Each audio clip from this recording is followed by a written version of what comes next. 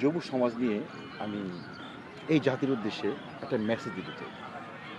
আপনারা যারা ছাত্র যুব সমাজ আছেন, তাদের ভবিষ্যতের কথা চিন্তা করে আমি একটা মেসেজ দিতে চাই এইজন্য, আপনারা অকারণে ঘোরাফেরা, রাজনীতি, কারো অ্যা কারো রাজনীতির শিকার হবেন না। তাহলে একসময় দেখবেন আপনাদের ভবিষ্যৎটা অন্ধকার হয়ে যাবে।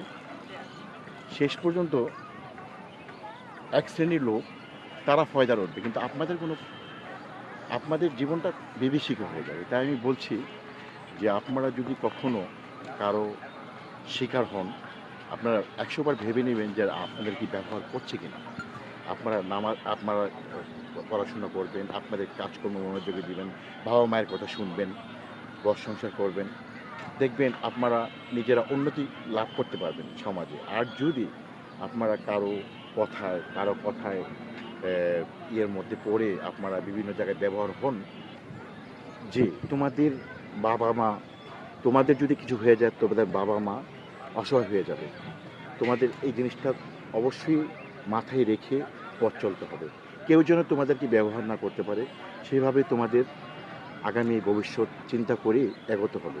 তাই আমি বলছি যে তোমরা সময় নষ্ট না করে পড়াশোনা করবে, পাশাপাশি অন্য কিছু কাজ করার চেষ্টা করবে, যেন তোমার সাংসারিক কোনো হেল্প পেয়ে তোমাদের বাবা-মা তোমাকে দিয়ে কিছু করা যায় বা করতে পারে বা আশা করা যায়। তারা কিন্তু আশায় বসে থাকে যে আমার সন্তান বড় হয়ে অনেক কিছু করবে বা পড়াশোনা করার পাশাপাশি আমাদেরকে সহযোগিতা করবে। কিন্তু তোমাদের কাছে কিন্তু বাবা-মা পারফেক্ট 50% তোমাদের কাছ থেকে সেই হেল্পটা পায় না। আমি এতটুকু আশা করব তোমরা কারো রাজনীতির শিকার হবে না এবং অহেতুক কারো ব্যবহারের শিকার হবে না। কেউ যেন তোমাদেরকে ব্যবহার না করতে পারে সেদিকে লক্ষ্য রাখবা এবং নিজের ভালো মন্দ বুঝে শুনে তারপর আগামী পথগুলো অনুসরণ করে চললে তোমাদের বিপদ হবে না। দেখবা যে এক শ্রেণীর লোকেরা তারা বিভিন্ন জায়গায় ফায়দা নেবে তোমাদেরকে দিয়ে ব্যবহার করে, কিন্তু তারা লাভবান হবে, তোমার কিছু হবে না। তোমার বাবা-মা তোমার যদি কোনো কিছু হয়ে যায় তোমার বাবা-মা কষ্ট পাবে, তোমার পরিবার ধ্বংস হবে। তাই তোমাদের সেভাবেই অতিক্রম করে সেভাবেই সুন্দরভাবে জীবনযাপন করে তোমাদের এগোতে হবে। তোমরা অযথা ঘোরাফেরা করবে না, খারাপ ছেলেদের সাথে মিশবে না এবং ঠিকমতো পড়াশোনা করবে, পাশাপাশি পার্ট টাইম জব করার চেষ্টা করবে এবং সেটা যদি না হয় ফ্রিল্যান্সিং কাজ শিখবে এবং ফেসবুক প্ল্যাটফর্মের মধ্যে অনেক কাজ আছে এখন, বিভিন্ন কন্টেন্ট তৈরি করে কিন্তু তোমরা ইনকাম করতে পারো, শিক্ষামূলক কন্টেন্ট এবং ফানি কন্টেন্ট। তোমরা প্রয়োজনে সময়টা বাইরে না দিয়ে সেই সময়টা তুমি ঘরে বসে একটা মোবাইলের মাধ্যমে কাজ করো।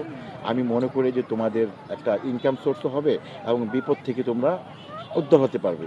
দেখা যাচ্ছে যে তুমি বাইরে গিয়ে তোমরা বিভিন্ন জায়গায় আড্ডা ফলে তোমাদেরকে ব্যবহার করার চেষ্টা করবে, সেই বিপদগুলো তোমাদের কাছে আসবে না। তোমরা যতটুকু চেষ্টা করবে নিজেকে সেফ রেখে ঘরে থাকবে এবং নিজেকে সেফ রেখে সব কিছু নিজের